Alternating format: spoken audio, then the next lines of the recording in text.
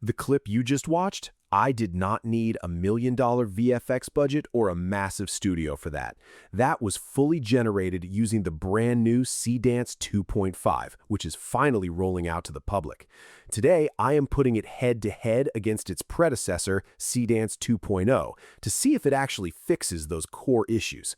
Big shout out to Lovart for giving me early access so I can show you guys exactly what this thing can do. No fluff, just real testing.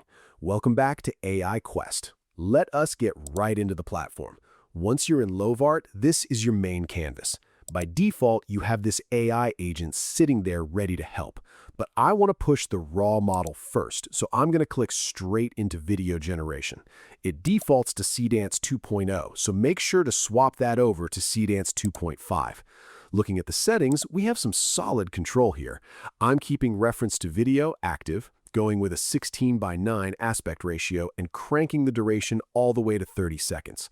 Right now, it supports 480p and 720p, with 1080p and 4K rolling out soon. That first Bigfoot clip you saw was 720p, but I want to run a 480p version live just so we can see if the lower resolution still holds up.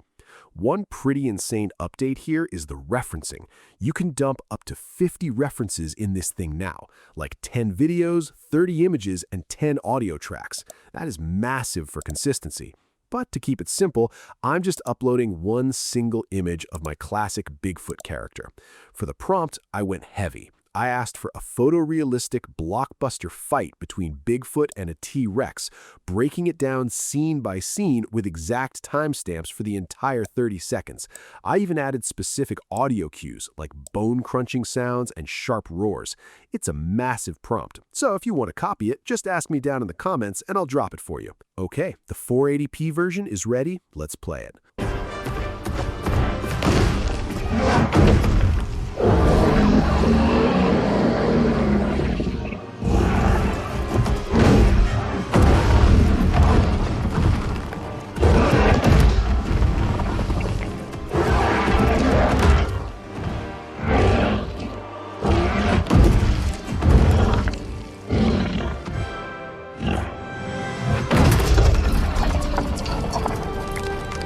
Holy smokes, even at 480p, that is legit. Sure, the visual quality isn't quite 720p, but look at the physics. There are almost zero obvious artifacts, which is where most models completely fall apart. The impact, the sound, the movement, it just feels grounded.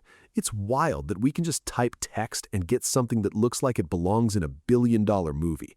Both resolutions are honestly fantastic, and it proves you don't need the highest resolution to get a coherent shot. Now, I want to see how much of a leap 2.5 actually is over 2.0. I queued up a 15-second transformation prompt for both models, but I kept hitting this annoying safety filter error saying my request violated content policy, even though it was just text. So I bypassed that by bringing in our own Bigfoot character from the library to test the transformation on that instead. Let's look at the Seedance 2.0 result first.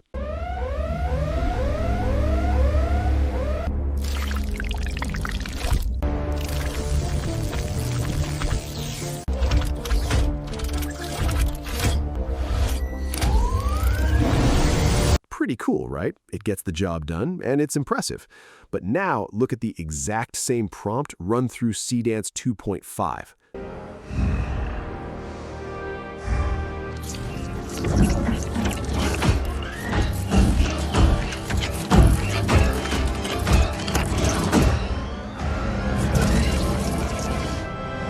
That is just night and day. The 2.5 version is so much smoother. The transition feels completely natural, honestly kind of movie-like. The older model is good, but 2.5 is clearly taking things to a whole new level of polish. Next up, I wanted to test emotional dialogue, because lip sync and human emotion are notoriously hard. I wrote a prompt where two people are having an argument and a third person steps in to try and stop it. Here's the 10-second clip from Seedance 2.0. You had one job. One. Okay, both of you, just stop, please. Stay out of this. You think I wanted this to happen? Honestly, that's already really impressive. I've run this exact prompt through other heavy hitters like Kling and didn't get results this clean. Now, here's the Seedance 2.5 version. You had one job. One.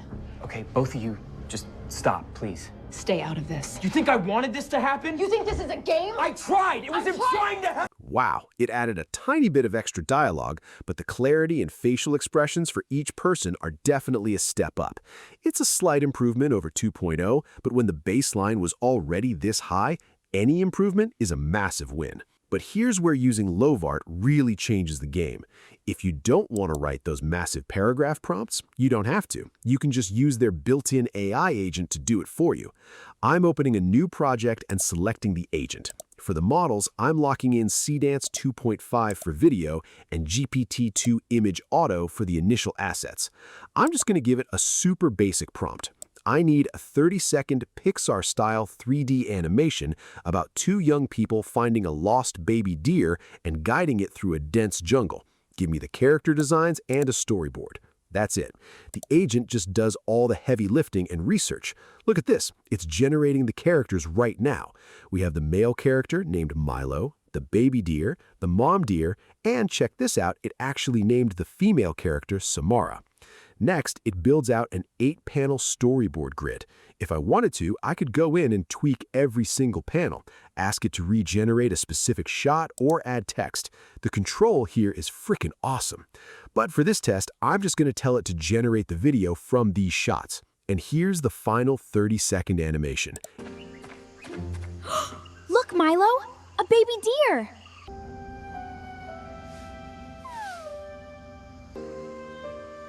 It's okay, little one. We won't hurt you. That's it. Let's find your family. It's really thick here. Be careful. Did you hear that? What is it? We did it, Samara. Goodbye, little friend. It followed the storyboard perfectly. Almost all the scenes it added match up exactly with the initial grid. This entire workflow just removes the friction of creating long-form AI video. You just chat with the agent and it handles the assets and generation for you. Overall, Seedance 2.5 is a massive upgrade, especially for those super cinematic, high-action scenes like the Bigfoot and T-Rex fight. It just feels right. I'm going to be doing a much deeper dive into testing this model soon, so make sure you're subscribed so you don't miss that. If you want to mess around with Seedance 2.5 and this crazy agent workflow yourself, hit the Lovart link down in the description and try it out. What kind of cinematic scene would you try to generate first if you had 50 references to play with? Let me know in the comments. Thanks for hanging out, and I'll catch you in the next one.